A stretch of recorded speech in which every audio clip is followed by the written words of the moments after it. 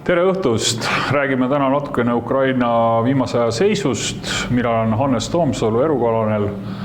Käime täna siis põhimõtteliselt rinnete kaupa läbi. Ukraina rindeid võib põhimõtteliselt vaadata 4 erinevast suunast. Üks on siis Harkovi oblast, kus oktoobri alguses ukrainlased tegid oma blitzkriigi, siis Donetski ja Lõsitšanski pool, kus venelased praegu pressivad peale, et siis saada Donetski oblast enda valdusesse. Siis Zaporožje Melitopoli suund, mis on viimasel ajal suhteliselt paigal olnud, ja Hersoni suund, mis on kogu aeg tekitanud küsimusi, aga kus täna on venelased lõpuks ütelnud, et nad tulevad läänekaldalt välja. Kas nad tulevad ja kuidas tulevad, eks see näha ole. Nii et kõigepealt vaatame, mis juhtus siis Harkovi oblastis peale seda, kui ukrainlased nad vabastasid. Nii et sisuliselt ei ole neil õnnestunud väga palju rohkem saada viimase 6 aja jooksul. Võime öelda, et siin on positsioonisõda. Ukrainlased on jõudnud Svatove ja Kreminna jääb siia allapoole. Selle maanteeni ühe koha pealt 2 kilomeetri kaugusele. Neil õnnestub suurtükituulega vaenlase liikumist seal tõkestada ja venelased praegu nagu ründavad ja üritavad siis neid natukene kaugemale sealt suruda. Siin on ka üks huvitav asula, Makijivka. See on meil olnud meedias ja rahvusvahelises meedias viimased 3-4 päeva. Guardianis eile üks sealt pääsenud mobiliseeritu andis ka intervjuu, rääkis, mis seal täpsemalt toimus. Kes ei tea, siis 570 mobiliseeritud Vene sõdurist jäi ellu 130, ülejäänud põhimõtteliselt hukkusid suurtükitules ja nii palju kui siis Ukraina sõjalisi eksperte kuulata, siis viidi nad õhtul öösel positsioon endale rajama, anti mitme peale kätte 1 labidas. Stalmanloos ütles, et 3 labidat anti kokku, aga sinna nad põhimõtteliselt jäidki. See, kes pääses, läksid ära Svatovosse ja nüüd ta on kuidagi saanud Guardianile anda selle intervjuu. Nii et siin venelased üritavad natukenegi siis pressida maanteest kaugemale. Jõude siin palju ei paista. 2 brigaadi, 1 rügement, 1 brigaad. Ja ukrainlastel on siin, ei ole ka selles lõigus eriti suuri või palju üksuseid. Nüüd Bahmuti suund. Bahmuti suund on see, mida venelased 5 kuud on rünnanud ja edasi nad ei saa. Siin on küsitud paljudelt, miks nad nii väga tahavad seda kätte saada. Üks teema on see, et siis Donetski ja Luganski oblast on üks poliitilistest eesmärkidest, mis tahetakse kätte saada. Mida on siin ukrainlased ise rääkinud, on see, et Bahmutis sõltub väga palju Donetski veevarustus, mida ma ei oska öelda, kas on õige või vale, aga sellised jutud põhimõtteliselt on. Pluss veel siis see, et Bahmutis on ikkagi Ukraina poolt kindlustatud kaitseliinid juba 8 aastat ja kui sealt venelased nagu läbi saaksid, siis oleks neil operatiivvabadus olemas Donetski piirkonna nagu hõivamiseks. Nii et siin käivad 5 kuud on juba lahinguid käinud. Iga päev kohtame OP ülevaadetes neid samu nimesid, mis siin ümber on. Siversk, Donetsk. Siin käivad terve Donetski oblasti juures on siis Lõsitšansk, Bahmut. Bahmutist me rääkisime. Ja kuna Bahmutist otse nagu läbi ei saanud, siis venelased üritavad nüüd kõrvalt Soledari ja siis altpoolt lõuna poolt mööda saada Bahmutist külgedelt nagu lõigata. Nagu ma ennem ütlesin, ongi siin kindlustatud liinid ja siit niisama läbi ei pääse, mis on Donetski oblasti alumine lõuna pool.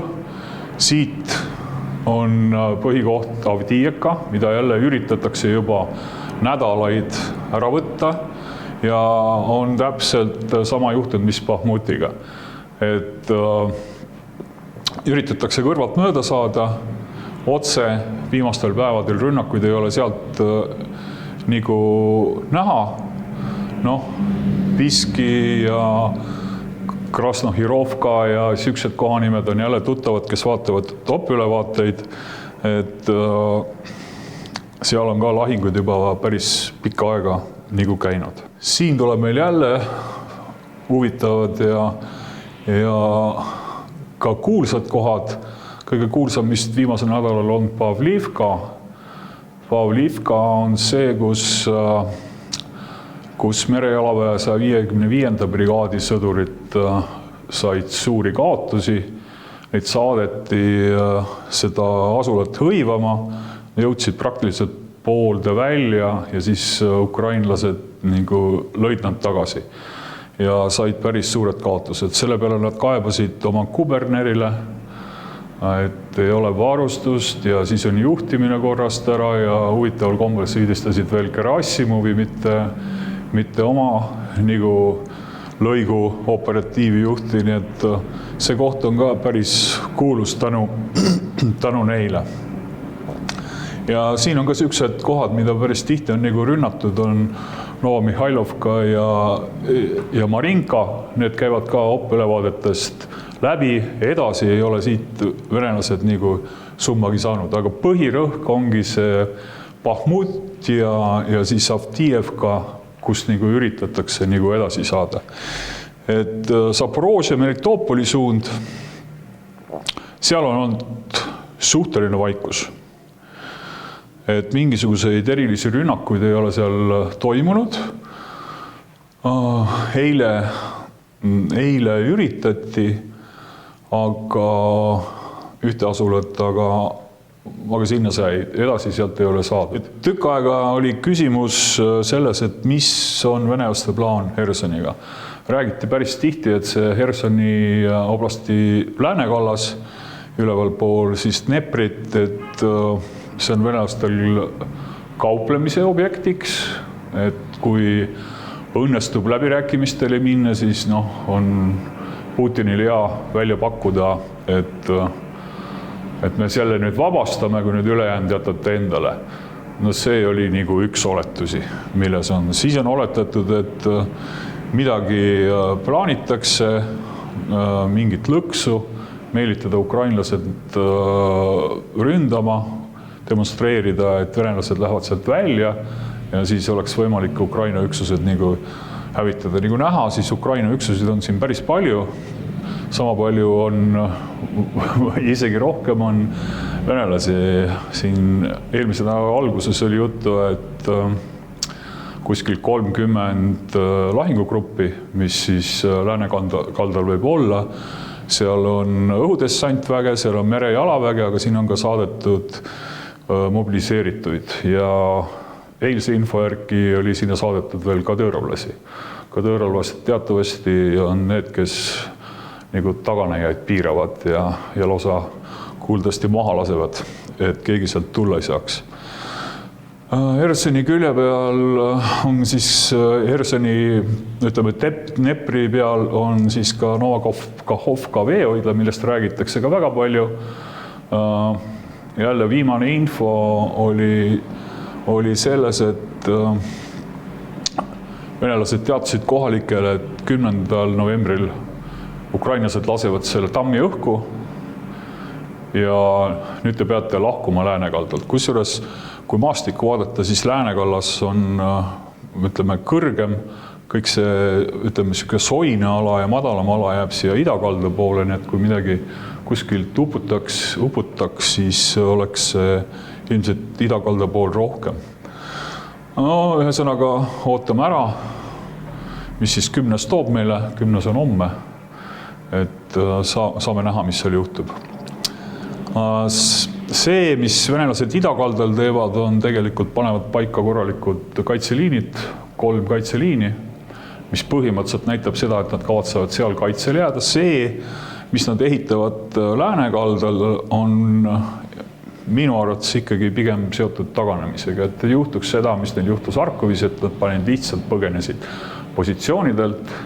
Taganemine on väga keeruline ülesanne ja see tuleb nii kui ikkagi korralikult läbi viia selleks, et sealt keegi ellu jääks. Kusjuures küsimusi tekib, kuna Dnepri jõgi on vahel, ülepääsud on ju sellised, et sealt tehnikaga enam väga suurelt üle ei pääse, et kuidas nad ikkagi läbi saavad.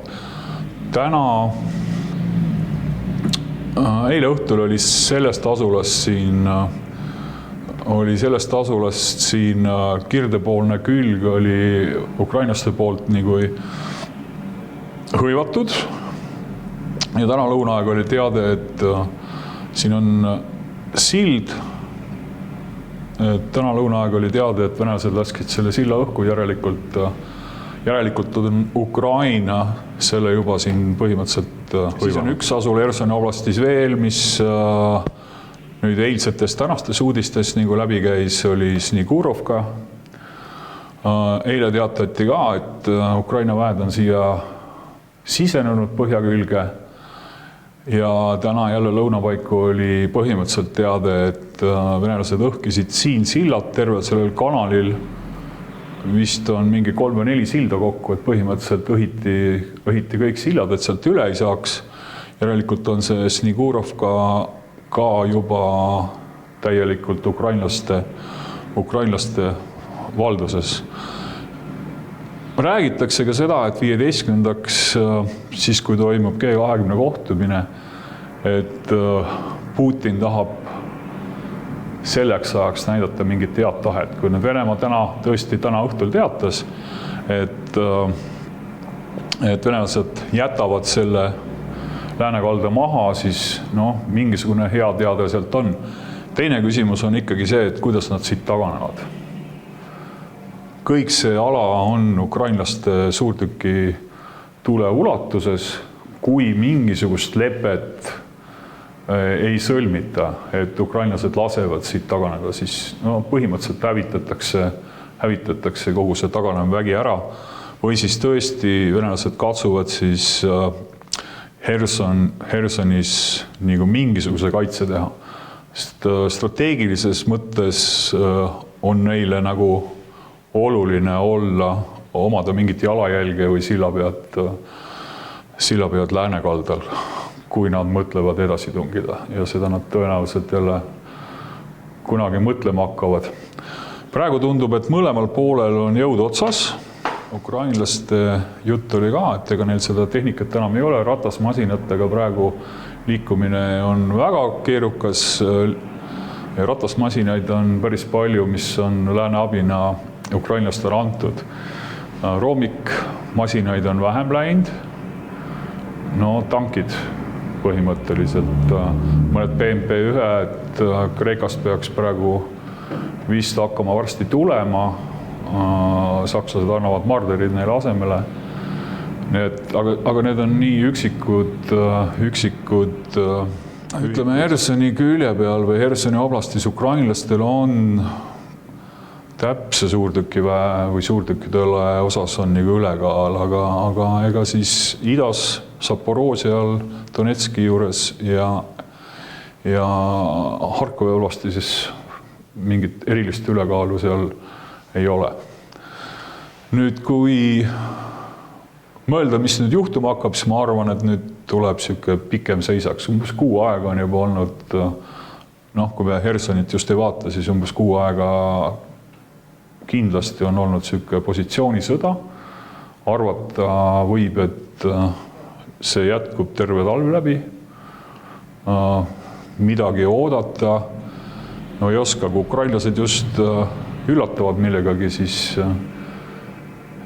võib, aga loota siin seda, et nad hakkavad nüüd idakaldal kindlustanud Vene üksuseid üle Dnepri ründama. Ma arvan, et see oleks nagu enesetapp, et siin on ikkagi 3 kaitseliini välja ehitatud. Pigem võib üllatusi oodata üleval pool ja tegelikult selle kaitse vastu aitaks ikkagi see, kui saab nagu külje pealt või selja tagant tulla siia. Ukraina sõjaline ekspert, reservpolkovnik, endine lendur Roman Svitan rääkis ka väga palju rakettidest, mis tema info oli see, et umbes 80% Iskandereid ballistilisi on ära kulutatud juba. Kinžallid, nii palju kui neid toodetakse, nii palju neid läheb kohe kasutusele, et neid enam ei ole. Metsikult pidid venelastel olemas olema S-300-sid, need on juba 10 aastat toodetud. Venelastel on siis S-300 tehtud ka nii, et nendega saab maamärke tulistada. Lõhkeaine kogus ei ole küll nii suur kui just spetsiaalselt maamärkidele mõeldud rakettidele, aga neid pidi neil olema väga palju ja Zaporožje ja Melitopoli suunas seda nad ka väga hoogsasti kasutavad. Need põhimõtteliselt rünnakud sinna ongi nende rakettidega tehtud. Ukraina õhutõrje rakettide ja lennukite vastu vaikselt paraneb. Eile Reznikov teatas, et on Nasamsid kohale jõudnud ja Itaaliast on üht-teist kohal. Itaalia on lubanud veel lisa anda, millal see ükskord tuleb, ei tea. Kogu probleem on selles, et need ei ole ballistiliste rakettide vastu. Et need on pigem lennukite ja tiibrakettide vastu. Ja kõige paremad vahendid, mis on ka ukrainlastele lubatud, selleks pidid olema Hawkid, mida USA on lubanud palju, andnud on juba vist Hispaania, ma ei tea, üks riik oli veel. Nii et õhutõrjega vaikselt paraneb. Sõja lõppu siit, ütleme, sõjateatrist otse ei paista. Et vaatame, mis toob järgmine nädal G20 kohtumisel. Viimane uudis, mis ma Krimmi silla kohta olen kuulnud, on see, õigemini on räägitud sellest, et tema remont kestab 9 kuud. Täna oli mingi info Krimmi silla kohta, et tema remont kestab aasta. Igal tööl seal autosild on kinni, et seda ühte poolt, mis nagu vette vajus, seal oli 3 lüli vist. Neid seal asendatakse, teine pool, mis jäi terveks, see on kinni. Raudteesilla tulekahju, mis seal peal oli, see on ikkagi selle raua seal suhteliselt pehmeks teinud. Seal nõuab ka vahetamist, väiksed rongid saavad sealt üle. Mitte midagi väga suurt ja rasket. Nii et Krimmi silla rünnak aitas päris palju kaasa, et seda varustust ja tehnikat ei jõuaks, sest toodi otse Krimmi silla kaudu, läks ta Hersoni poole, nüüd siis peab väga palju tulema siis läbi Mariupoli, ütleme Rostokist mööda maad. Nii et pikem teekond, rohkem ressurssi. Üks huvitav fakt oli veel see Mariupoli kindlustamine, mis oli betoonpüramiidid. Et venelased ikkagi kas kardavad, siis et ukrainlased nagu suudavad läbi murda. Või siis teevad puht taktikaliselt nagu peab kaitseliine rajama. Ainult, et Mariupol jätab ikkagi siukse küsimuse õhkus. Mariupolist Rindeni on mingi 120-150 kilomeetrit. Et kaitseliine nii pikalt seda 3. liini ei rajata. Pigem ikkagi tänane ilmateade Ukrainas ütleb seda, et õine temperatuur on 0 kuni +5 kraadi ja päeval on 10 kuni 15 kraadi. Soojem kui meil. Tegelikkuses ma vist juba ühe korra olen kuskil ütlenud, et ega seal ei lähe nii külmaks, et sul tekib mingi hirmus paks kiht külmunud pinnast, mida mööda saaks nagu rahumeelselt sõita. Et pigem ongi siuksed ilmad sula. Üldiselt ennustatakse seda talve Ukrainas ka väga sooja talve, mis siis niiskust väga palju ära ei tõmba. maapinda sügavalt ära ei külmeta, nii et ikkagi see sõjategevus jääb pigem jalgsi, roomikutele ja teede peale. Ukraina varustus on hetkel parem kui venelaste oma. Venelaste varustuse kohta antakse joogamatte ja kummisaapaid talveks ja kotte, mis nagu tõmmatakse käe vahel puruks ja kiivreid, mis rusikaga lüüakse lihtsalt katki. Varustamisega on üldse siuke huvitav asi juhtunud, et tõenäoliselt Vene armeel ei olnud seda varustust anda. Praegu on läinud sinna kanti, et kubernerid annavad ja toetavad igasugust varustust. Eile üks mobiliseeritu ütles, et Telegramis kirjutas, et nuga, mis nad said, sellega ei saa isegi enesetappu teha. Selle peale kuberner olla peale soovitanud, et siis ostke ise. Seda varustuse ja kes on siis kevadeks kõige rohkem valmis, et nagu sõjategevusega edasi minna. Ja sellel on väga raske vastata, et siis kui lääne abi püsib, siis ma arvan, on ukrainlased rohkem valmis, sest ega nad tõenäoliselt oma parema suurtükiväega suudavad nagu hoida venelased suhteliselt kaugel või vajalikus kauguses ja kui õhutõrje läheb ka paremaks, siis neid õhurünnakuid ehk tuleb ka vähem. Aga ütlen, Ukraina puhul sõltub see väga palju lääne abist ja Vene puhul ma arvan, et see asi läheb siin ikkagi Vene poliitikas huvitavaks.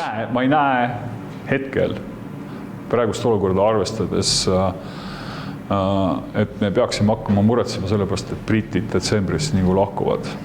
Et nii palju, kui see praegu välja paistab, siis Venemaa praegu üritab igati ise kuidagi sõjast nagu lahti saada. Otsitakse igasuguseid teid, et saavutada vaherahu. Zelenski on olnud kindel ja ma loodan, et ta jääb kindlaks. Samuti NATO peasekretär eile oma avalduses põhimõtteliselt rääkis sama juttu, mis Zelenski, et vaherahu saab rääkida siis, kui ei esitata ultimaatumid ja venelased lähevad joonele, mis oli enne 2014. Nii et Ukraina oleks vaba, Krimm oleks vaba. Mis on nende rotatsioonidega tegelikult kasulik on see, et kõik need üksused, kes siin juba ära käivad, nad nagu õpivad maastikku tundma, nad saavad arvestada, vaadata, katsuda kõike, mis siin koha peal on. Et see juurdetoomise võimalus on ju olemas jätkuvalt. Ja kui luure on tasemel ja töötab, siis leitakse ka see piisavalt see aeg ja õige aeg, millal siis jälle need üksused siia tuua. York Timesi andmetel oli need, kes siis Patrushev, Portikov, Šoigu ja Putin, kes siis vaikselt punkris panid selle Ukraina ründamise plaani kokku. Nüüd siis Patrushev käib Iraanis, üritab sealt rakette välja rääkida, eks siis üritatakse samade inimeste abil siis kuidagi lääneriikidega rääkida, et nad Ukrainale oma nõudmised esitaks, nii et see võim ei taha sealt lahkuda vägagi ja ei ole ka näha, et rahvas nagu Venemaal läheks väga mässumeelseks ja hakkaks nagu karmimaid proteste tegema. Kiruvad küll. Medusa avaldas eile vist või oli see üleeile ühe uuringu, mis siis üksed erafirmad Venemaal tegid, et sõjatoetajate arv on 25% vähenenud 16%, samas vaherahu toetajate arv ei ole suurt nagu muutunud.